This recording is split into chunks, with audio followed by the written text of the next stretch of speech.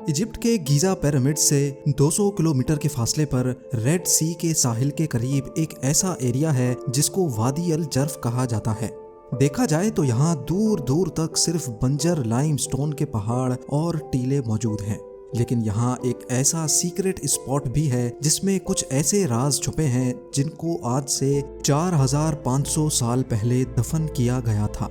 जी हाँ, इस वीरान जगह पर रेगिस्तान के बीचों बीच एक लाइमस्टोन का टीला है जो ऊपर से देखने पर तो एक मामूली टीला लगता है, लेकिन इसके अंदर पत्थरों को काट कर कई सुरंगें बनाई गई थीं और इन सुरंगों को हजारों टन वजनी पत्थरों की मदद से ब्लॉक किया गया था।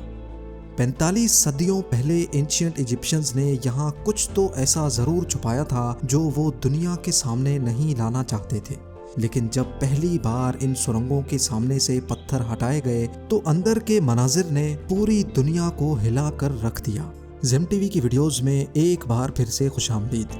नाजरीन, इजिप्ट के आलीशान पिरामिड्स और यहाँ की जमीन का चप्पा चप्पा दिलकश मिस्ट्री से भरा हुआ है। वैसे तो पूरे इजिप्ट में अभी तक 118 पिरामिड्स ढूंढे जा चुके हैं, लेकिन खदशा है कि कई पिरामिड्स इजिप्ट और अफ्रीकन रेगिस्तान में रेत के टीलों के नीचे अभी तक छुपे हुए हैं। फिल वक्त जो पिरामिड्स दुनिया के सामने मौजूद हैं, उनमें से सबसे बड़ा इजिप्ट के शहर कायरो में मौजूद है, जिसको पिरामिड ऑफ कुफू कहा जाता है। 480 फीट ऊंचा ये पिरामिड इजिप्शियन किंग कुफू ने बनवाया था, जबकि इसके बराबर में ही 450 फीट ऊंचा ये पिरामिड किंग कुफू के बेटे किंग काफरे ने अपने राज के दौरान बनवाया था। हैरत की बात तो ये है कि हर एक पिरामिड को बनाने में 25 लाख लाइमस्टोन के स्क्वायर और रेक्टेंगल ब्लॉक्स इस्तेमाल हुए थे और हर एक ब्लॉक का वजन 2500 केजी बताया जाता है। ये इतना ही वजन है जितना 2 हैचबैक गाड़ियों का वजन बनता है।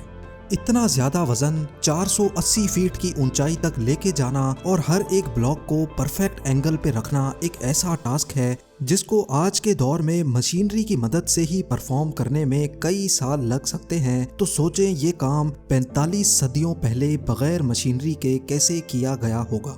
ये एक ऐसी मिस्ट्री है जिसने पिछले कई सौ सालों से दुनिया को हैरानी में मुब्तला कर रखा है। जिस जगह ये पिरामिड्स बने हैं, ये जगह किसी दौर में एंशिएंट इजिप्शियंस का फलता फूलता शहर हुआ करता था, लेकिन फिर अननोन रीजंस की वजह से ये पूरा एरिया कई फीट रेत के अंदर धंस गया। ईयर 1798 में जब French military leader Napoleon Egypt पर कब्जा करने के लिए आया, तब पिरामिड्स और ये स्फिंक्स आधे से भी ज्यादा रेत के अंदर धंसे हुए थे।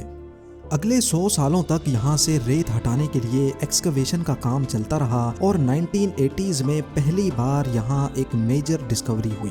पिरामिड ऑफ काफरे के बराबर से उन वर्कर्स के ढांचे मिले जिन्होंने कुफू के बेटे काफरे का पिरामिड बनाया था।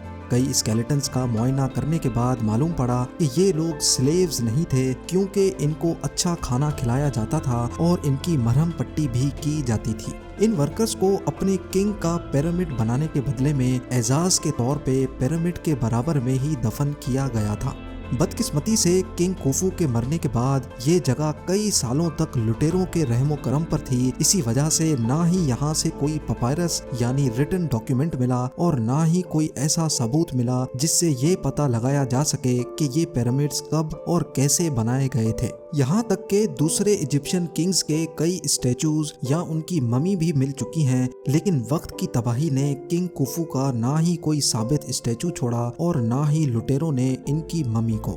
सिर्फ किंग कुफू का एक उंगली की साइज जितना ये स्टैचू मिला था, जिसको कायरो म्यूजियम में रखा गया है। इजिप्शियन किंग कुफू और उनकी लाइफ के बारे में मजीद जानने के लिए जरूरी था कि गीजा से बाहर निकलकर इन्वेस्टिगेशन की जाए। पिरामिड साइट से 200 किलोमीटर के फासले पर रेड सी के साहिल पे आर्कियोलॉजिस्ट को एक पुराना सी पोर्ट मिला, जिस पर शक था कि ये किंग कुफू के दौर में इस्तेमाल किया जाता था। समंदर के पास से मिलने वाला ये टूटा फूटा स्ट्रक्चर इतना बड़ा था कि इसमें आराम से कई 100 लोग रहकर काम कर सकते थे। जब इस एरिया में मजीद सर्चिंग की गई तो यहाँ समंदर के अंदर से बोट एंकर्स भी दरियाफ्त हुए। उस दौर में पत्थरों से बने एंकर्स इस्तेमाल किए जाते थे, जिनमें रस्सियां बांधकर बड़ी बड़ी बोट्स को पार्क किया जाता था। सुराखशुदा स्टोन एंकर्स यहाँ भारी मिकदार में पाए गए, जिससे ये बात साबित होती है कि ये 4500 साल पहले एंशिएंट इजिप्शियंस का सी पोर्ट हुआ करता था। अगर ये पोर्ट था तो जाहिर है इसमें चलने वाली कश्तियाँ या उनके पुर्जे यहीं आसपास ही कहीं रखे जाते होंगे और एक्सपर्ट्स को उन्हीं कश्तियों की तलाश थी। कई सालों की मेहनत के बाद आखिरकार इजिप्टोलॉजिस्ट को पोर्ट से चंद किलोमीटर दूर लाइमस्टोन के एक टीले के अंदर बड़ी महारत से खोदे गए कई टनल्स मिले, जिनकी एंट्रेंस को बड़े बड़े पत्थरों की मदद से ब्लॉक किया गया था। इस बात के काफ़ी चांसेस थे कि यही वो जगह थी जहां एंशिएंट इजिप्शियंस अपनी कश्तियां लुटेरों से छुपाया करते थे, लेकिन आर्कियोलॉजिकल टीम को इस बात का बिल्कुल भी इल्म नहीं था कि यहाँ से उनको कश्तियों से बढ़कर भी कुछ खास एविडेंस मिलने वाला है। जब इन टनल्स की एंट्रेंस के सामने से पत्थर हटाए गए तो अंदर वो मंजर देखने को मिला जो पिछले 4500 सालों से किसी ने भी नहीं देखा था। काफी बड़े और खुशादा स्टोरूम नुमा टनल्स में से कोई साबित बोट तो नहीं मिली, लेकिन बोट्स के कई पुर्जे जरूर मिले। इन पुर्जों के अलावा यहाँ कई पत्थरों पर किंग कुफू का नाम भी लिखा हुआ पाया गया। फ्रेंच इजिप्टोलॉजिस्ट पियर्व टले इस नाम से अच्छी तरह वाकिफ थे, क्योंकि उन्होंने कई हायरोग्लिफिक्स पे ये नाम पहले भी देख रखा था।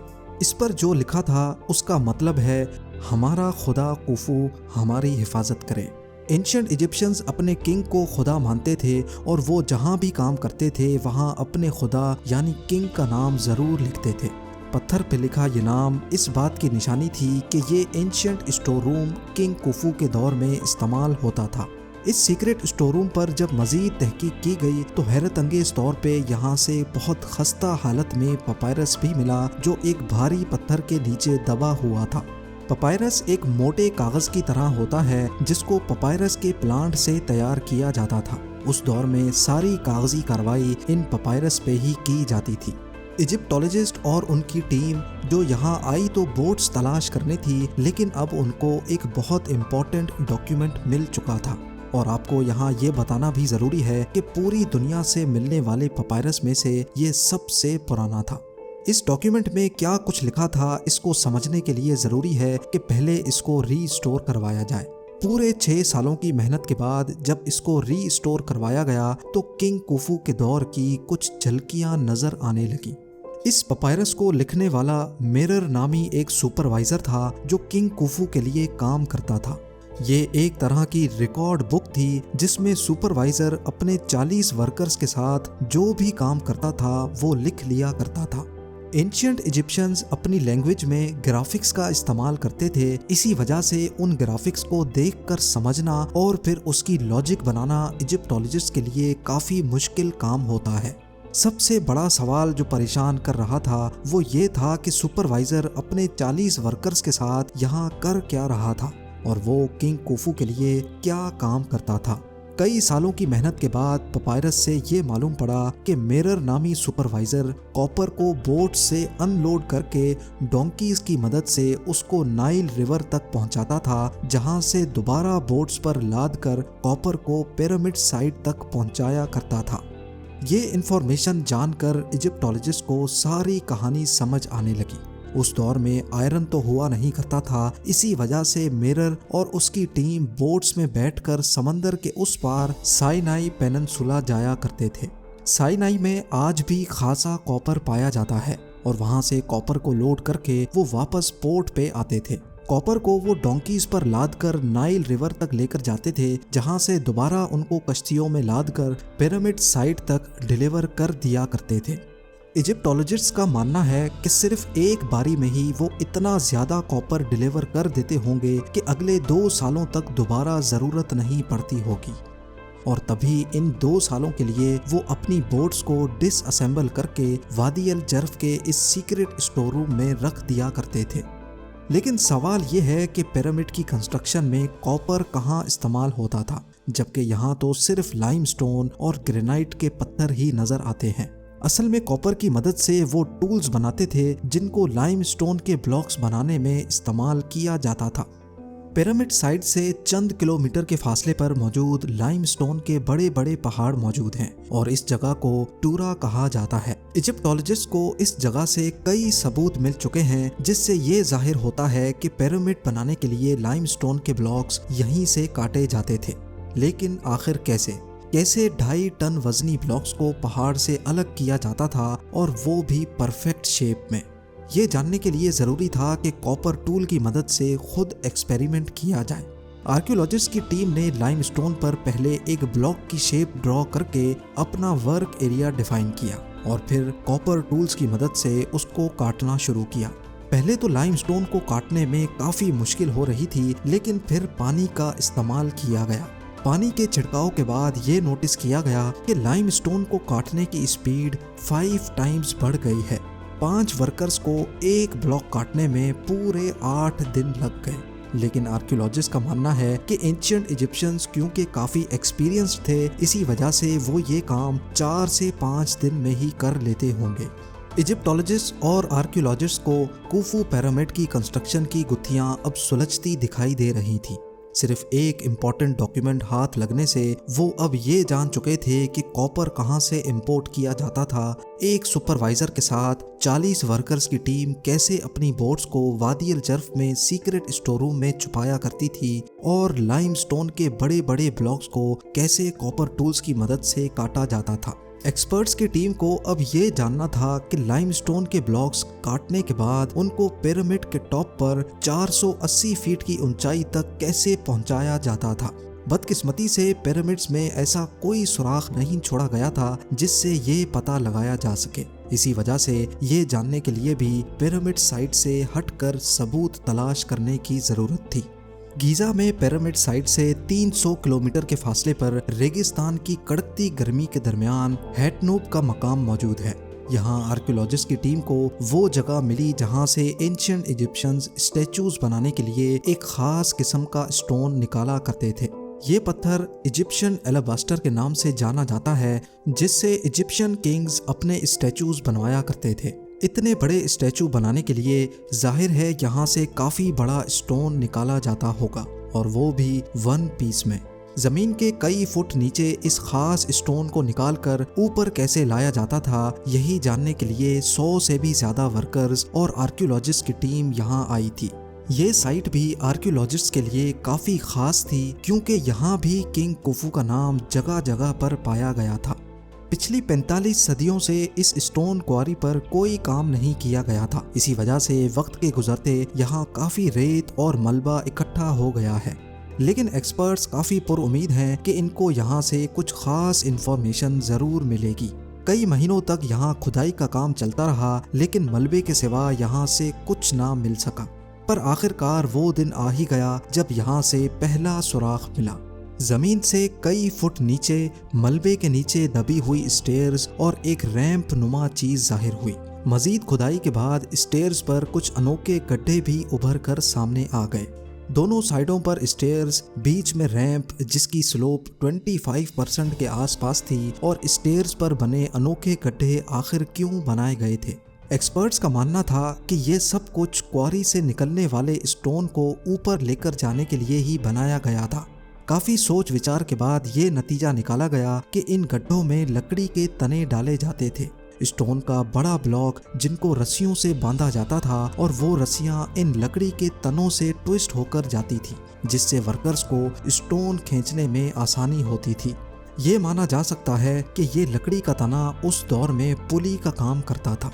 मॉडर्न क्रेन्स और लिफ्टर्स में भी आपने पुली सिस्टम देखा होगा। पुली के इस्तेमाल करने से क्रेन की मोटर पर लोड 50% तक कम हो जाता है। ये बात अब काफ़ी क्लियर हो चुकी थी कि बीच वाले रैंप पे स्टोन का ब्लॉक रखा जाता था, जबकि दोनों साइड्स के स्टेयर्स पर वर्कर्स रस्सियों और लकड़ी के तने की मदद से स्टोन ब्लॉक को ऊपर खींचा करते थे। जबकि स्टोन ब्लॉक की फ्रिक्शन को कम करने के लिए रेती का इस्तेमाल भी किया जाता होगा।